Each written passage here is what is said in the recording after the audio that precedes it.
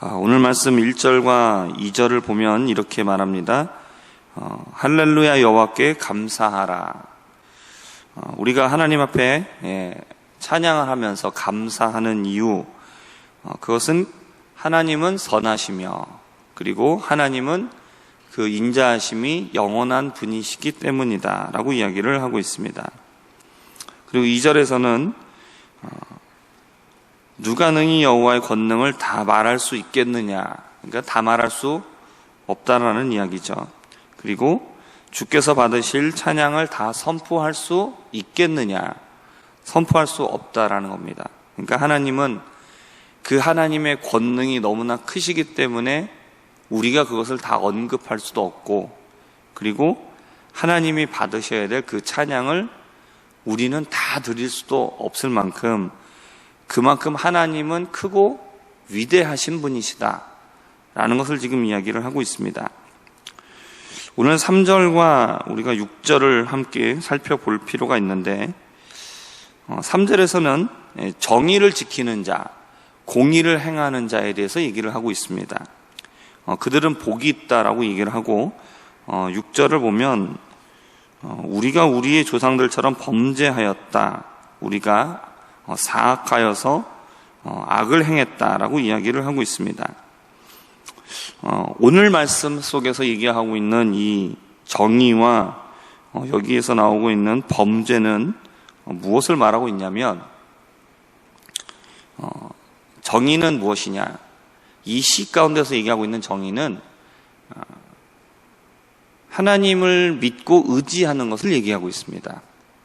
그러니까 위험함 가운데, 절박함 가운데 하나님을 원망하지 않는 것, 하나님을 감사하는 것, 하나님을 의지하는 것, 이것을 의다라고 얘기를 하고 있는 것이고, 6절에서 얘기하고 있는 것처럼 범죄하는 것, 악을 행하는 것은 무엇이냐면 어떤 도덕적인 범죄를 얘기하고 있는 것이 아니라 위험함 가운데, 그리고 고난과 고통 가운데 하나님의 능력을 잊어버리고, 그리고 하나님의 도우시는 손길을 잊어버리고 원망하는 것, 하나님을 의지하지 않는 것, 하나님을 신뢰하지 않는 것을 이야기하고 있습니다.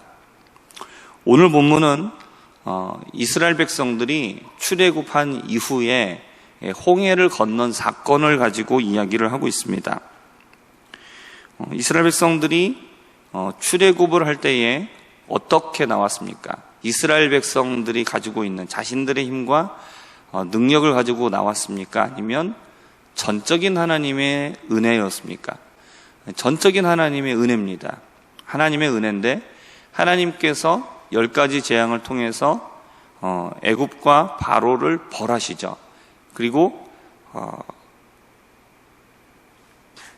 바로는 보내려고 하지 않았지만 보낼 수밖에 없도록 하나님께서 애굽에 대하여서 징계를 하셨습니다.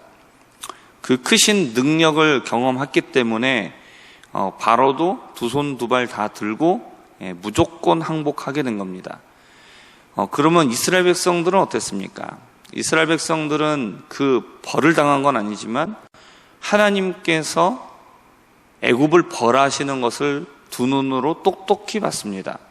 하나님께서 이스라엘과 애굽을 구별하시고 이스라엘 백성에게는 그 재앙이 내리지 않고 이 애굽 사람들에게 그 재앙이 내리는 것을 그들은 다 봤습니다. 그리고 하나님의 그 크신 능력과 권능으로서 자신들이 구원받았다. 그러니까 전적인 하나님의 능력, 전적인 하나님의 은혜, 이거를 통해서 구원을 받았다는 것이죠. 그것을 그들은 다 보았습니다.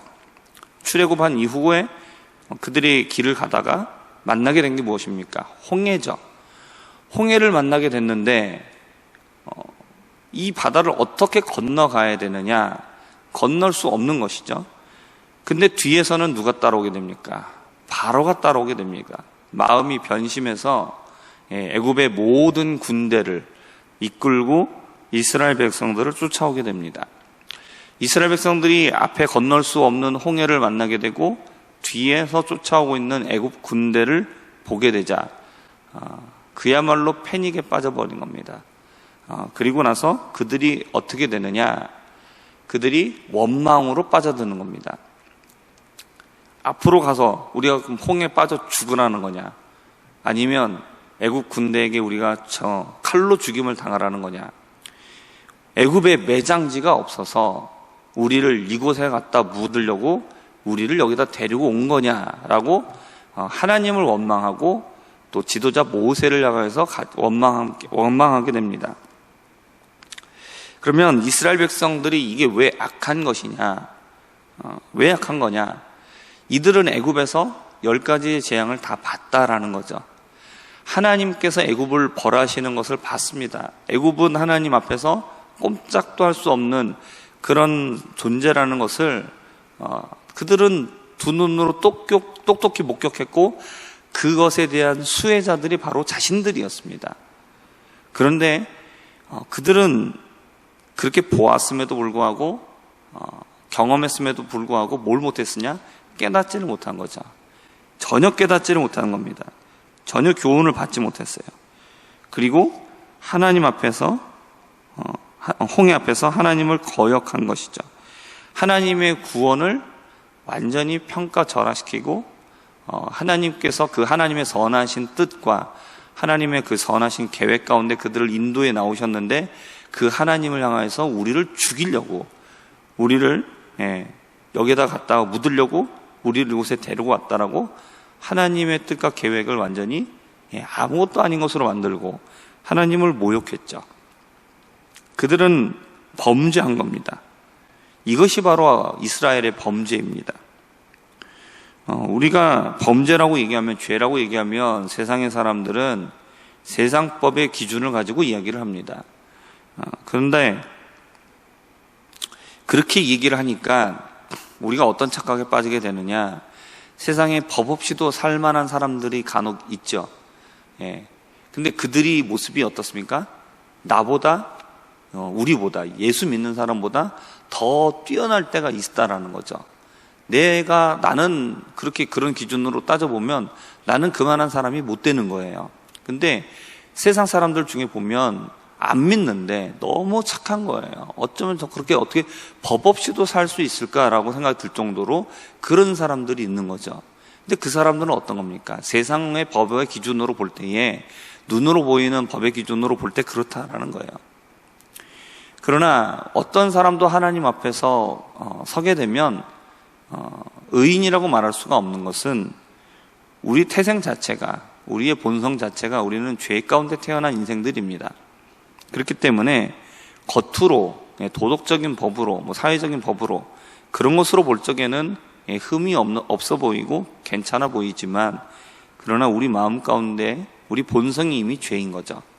그렇기 때문에 하나님 앞에 가서 따지는 것이 죄입니다. 하나님의 기준으로 볼 때 이것이 죄냐라는 거예요.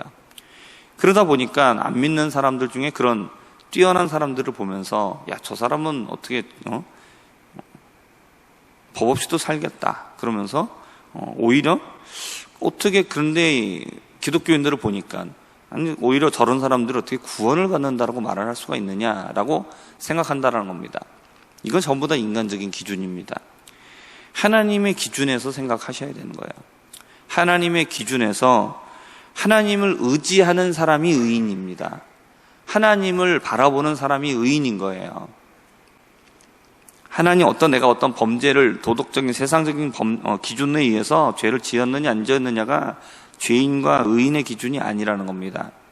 누가 악인이냐, 누가 악한 사람이냐, 누가 범죄한 사람이냐, 하나님을 의지하지 않는 사람이 범죄한 사람이에요. 하나님을 떠난 인생이 죄인이라는 것이죠. 그렇기 때문에 이 세상의 모든 사람이 하나님을 떠나 있기 때문에 그들이 죄인인 겁니다. 이스라엘 백성들이 홍해와 뒤에 쫓아오는 애국 군대를 바라보면서 하나님을 원망하는 거죠. 거기에서 뭘 기억해야 돼요? 그들이 출애굽을 하면서 10가지 재앙을 보면서 그들이 깨달았다라면 어떻게 했겠습니까? 하나님을 의지하겠죠. 하나님 도와주십시오. 하나님, 우리가 나갈 수도 없고 뒤로 갈 수도 없는 하나님, 정말로 우리가 도간에 든 쥐와 같은 신세가 되었는데 하나님, 이대로 두면 우리는 다 망하게 됩니다. 하나님, 그러나 하나님의 손이 있으니 하나님이 저희를 붙잡아 주시기를 원합니다. 하나님 도와주십시오라고 엎드리고 기도하고 하나님을 의지해야 되는 거죠. 이게 의예요. 이게 의이고 능력인 겁니다. 그러나 이스라엘 백성들은 어떻게 합니까? 원망으로 나가는 것이죠. 우리가 이렇게 나가면 안 됩니다. 우리가 하나님의 은혜를 경험했으면 깨달아야 되는 거예요. 바뀌어야 되는 거예요. 성장해야 되는 거죠. 그러나 이스라엘 백성들은 그렇게 하지 못했어요. 하나님 앞에 범죄했습니다. 그런데 하나님께서 어떻게 하시느냐? 놀라운 사실은 또 무엇이냐면 8절에서 말합니다. 그러나 여호와께서는 자기 이름을 위하여 그들을 구원하셨다. 7절에서는 그들은 하나님을 거역했습니다. 하나님을 원망했습니다. 하나님을 거역하고 원망한 자들에게 주어져야 되는 것은 마땅히 그들이 벌을 받는 게 마땅한 겁니다.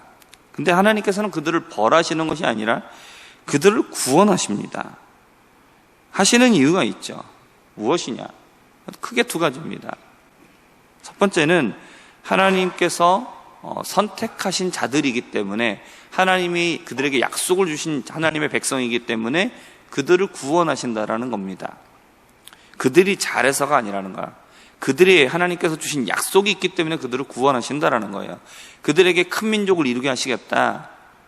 너희들을 통해서 복이 되게 하겠다. 너네들에게 가나안 땅을 차지하겠다.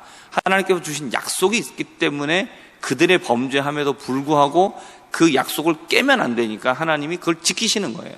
그래서 그들을 건져주시는 겁니다. 다른 두 번째는 뭐냐? 이것을 통해서 온 세계에 하나님의 큰 권능을 보이시는 겁니다. 애굽을 벌하실 때도 마찬가지고 이스라엘 백성들을 향한 이러한 기적을 베푸실 때도 마찬가지입니다. 그들이 이뻐서 그들에게 기적을 베푸는 게 아니라는 거예요.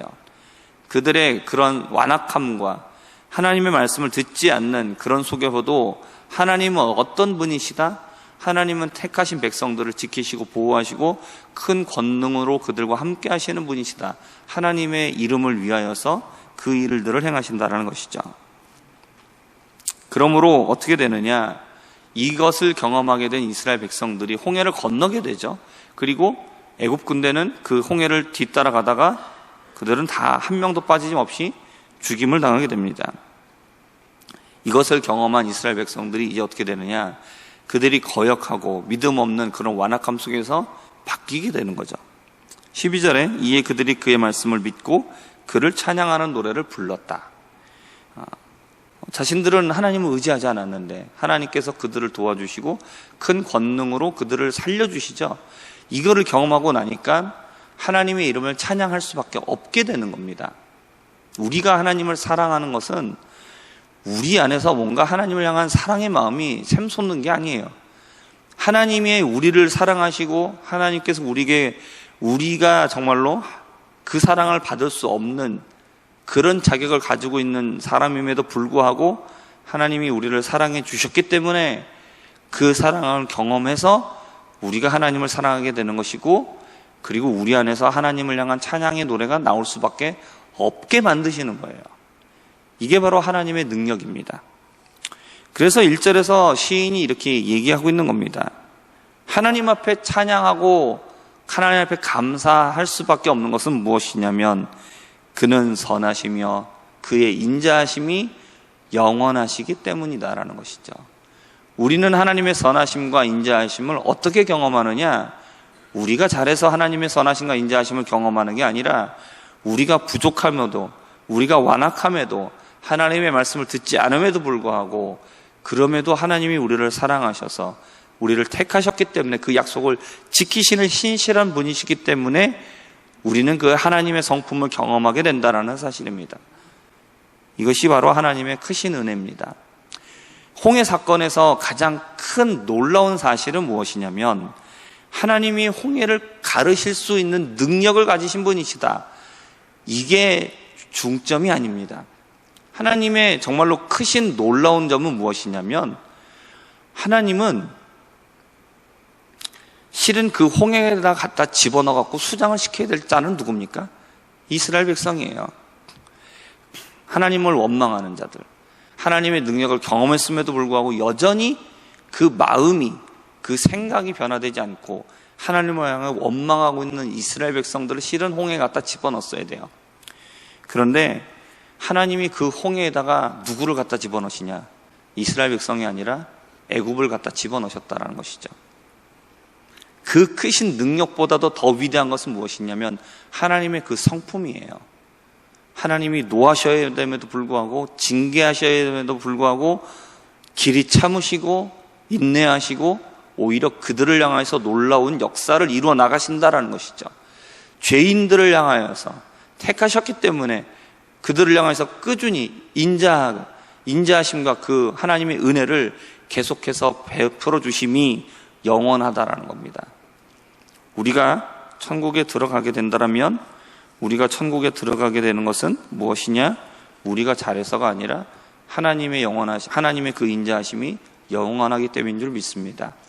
그 인자하심이 우리에게 주어진 줄 믿습니다.